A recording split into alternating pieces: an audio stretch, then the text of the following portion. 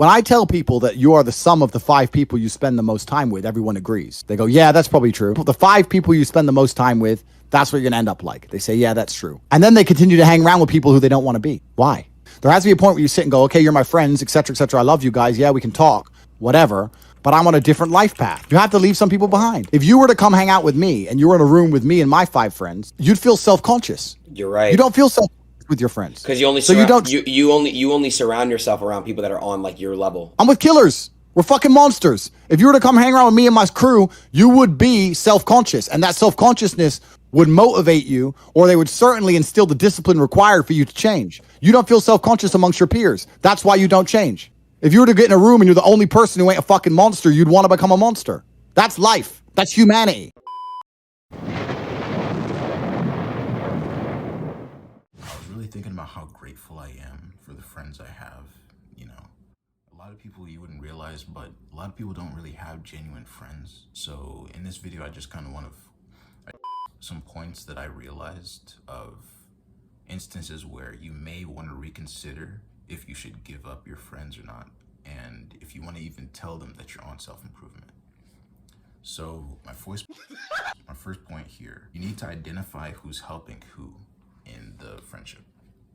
So what I mean by this is essentially in a friendship, now I'm not saying it's supposed to be like business orientated, right?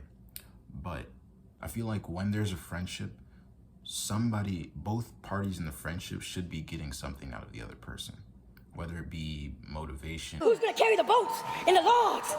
That's you, buddy. And whether it be advice or entertainment or just the joy and the comfort of being, you know, in the other person's presence, jokes, anything you can say, in like anything you can say that you're getting out of the person. It's not like, oh, I have to get something out of you, but in a sense, it is transactional. Okay, anybody who says it's not transactional, you're stupid. Okay, respectfully, but because even a person says, I'm not getting anything, it's just fun times. Well, that fun is time, and so you're getting time out of it. You're getting fun times out of it. So don't say, oh, I'm not getting anything out, it's just fun. No, it's clearly you're getting something out of it. So if you want to figure out whether your friends are genuine enough for you to tell them if you're on self-improvement or not, in my opinion, I don't think you should. But if you want to know whether you can or not, you need to figure out who's giving who more information, because who's giving who more value in the friendship. Just like I'm giving you value right now, I'm expecting you to obviously like and subscribe. If you haven't done that, you might want to do that. So essentially, we're both getting value out of each other. And essentially, if you're in a friendship and you're giving more value than the other person, then you may want to reconsider the friendship. I remember this one time where I became friends with this person right off the bat because we both worked at a job that basically we both hated. And so the first week of us knowing each other, it was cool. You know, we used to listen to music on our breaks. And, you know, after like maybe a month or two of, you know, hanging out with this person, I realized that I wasn't getting any value out of them. Like maybe they were getting value out of me because I'm just the type of person to try and encourage someone to better themselves. Like I'm always on self-improvement. Well, I wasn't always, but I'm always on self-improvement. I'm always trying to, you know, help someone who isn't. So I was the type of person, if I see you smoking, I'm gonna be like, yo, you should probably stop smoking. If I see that you're not hitting the gym and you're skinny or you're fat, I would be like, you know, you should come to the gym with me, bro. You know, like, join me. You know what I mean? So I was that type of friend. So essentially, I noticed that this person, I would always be saying, hey, come to the gym. We need to go to the gym, you know. But all they really cared about was partying, smoking, and women. So, and of course, I'm not a judgmental person. I didn't judge. I was like, okay, that's fine. But surprisingly, I don't know how we were still friends for that long. Especially even now, I still consider him a friend. But You know, sometimes you just have to give up. And that's why you can't really tell people that you're on self-improvement, because a lot of people won't care. And a lot of people want to stay in the little bubble that they're in of just not being productive. A lot of people want to stay in the bubble of wake up, scroll on my phone, YouTube, TikTok, eat, maybe smoke, whatever. So a lot of the people don't really have any goals, and they want to stay in that bubble. And if you pop their bubble and say, hey, you need to be doing something better in your life, they'll hate you for it. And unless you want to lose those friendships, maybe it's actually good for you to actually lose those friendships. Bro, I'm not going to talk about cutting off friends in this video. I'm just telling you why you might not want to tell people that you're on self-improvement.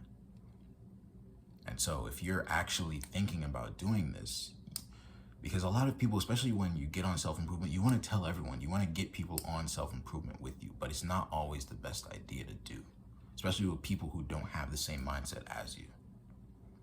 And so because you're on self-improvement, a lot of the times you have to be on self-improvement alone. It's called self-improvement for a reason. So a lot of the times people won't benefit from you just giving them advice and them not listen if they're not listening. A lot of people on self-improvement, they want to tell people about self-improvement. They want to get more people on them. But it's not always a good it's not right for everyone, if that makes sense. On my second point, you want to figure out if you have anything in common with this person. So if you have anything in common with them, for example, if you meet them at work, then obviously the only thing you have in common with them is doing your shifts, that's not really a friend. You have to have other things in common with them, like mindset. You have to, maybe you both, hopefully this isn't the case, but maybe you both like gaming, maybe you both like, I don't know, business, entrepreneurship.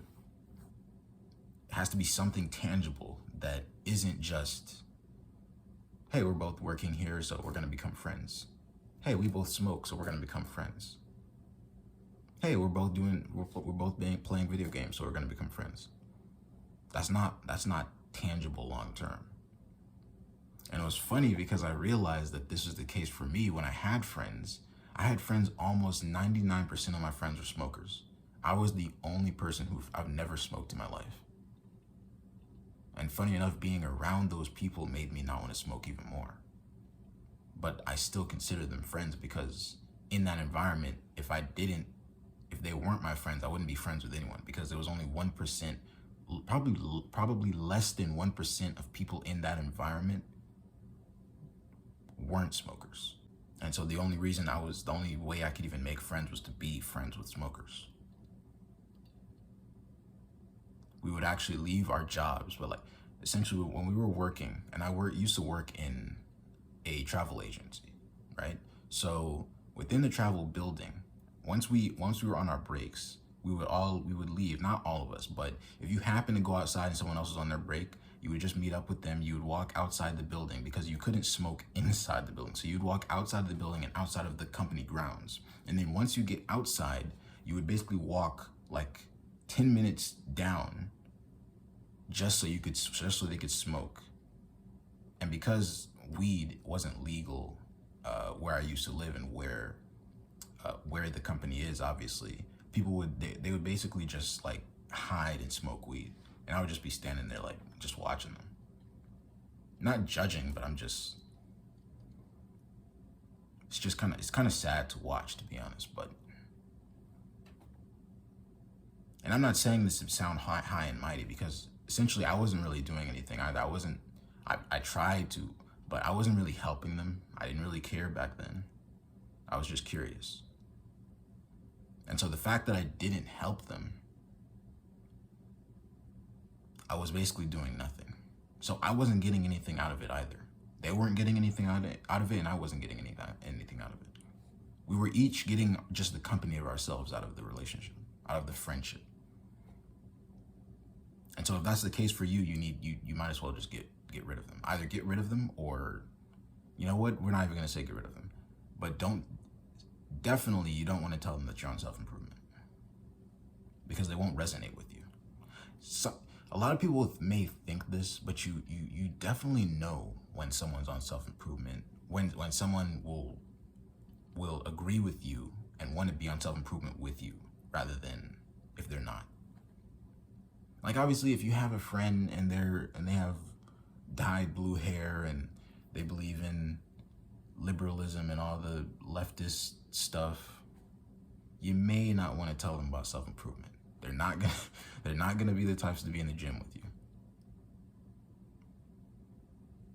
So it makes sense that you need to decide who to not tell self-improvement to. The road of self-improvement can be a lonely road. A lot of people don't know this. See it as this cool thing. Oh yeah, I'm on self-improvement. I'm gonna get all the women in 5 months. I'm gonna be a king. They don't see the lonely path that it takes to get up there, though. My third point, if they would quit something solely on the fact that you told them. For example, if they're doing something wrong that they've been doing every single day, and you're such good friends with them that you can tell them, hey, you probably shouldn't be doing this, and they listen, then they're good enough. They're good enough people to tell that you're on self-improvement and invite them on self-improvement with you. No one's gonna tell you this, because obviously the majority of people who are on self-improvement, they're like, no, just stay away, don't tell anyone that you're on self-improvement. Just keep it to yourself, Sigma male. I'm probably the only person who's gonna tell you this. But even if you have friends that seem like they're doing all the bad habits, if they seem receptive when you try and get them to stop those bad habits, keep trying to get them on self-improvement. You can tell them about self-improvement. At first, you might want to start off with just telling them to stop their bad habits. But after that, you should tell them that you're on self-improvement. Start showing them a bunch of self-improvement YouTubers. Get them into it. Most of the time, you can tell when someone's receptive enough to where they're open to taking suggestions. And if they're actually receptive enough to stop doing something or realize that they're doing something wrong only for the simple fact that you told them, that's a good sign. Because you don't want to have argumentative people as friends to begin with. Or not argumentative people, but hard-headed people who just don't listen to anything. You don't want to have those type of people as friends. And you shouldn't really be that type of person either. Unfortunately, if you have those types of friends, again, I'm not going to talk about cutting off people in this video, but you just don't tell them about self-improvement. Some people can't really be saved. But again, I am probably the only person that's going to tell you some of them can be saved. You just have to identify who.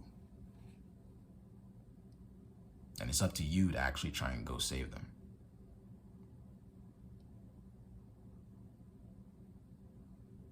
Those are all my points. If you enjoyed the video, if you found value in what I said, be sure to like, subscribe, all that good stuff. See you.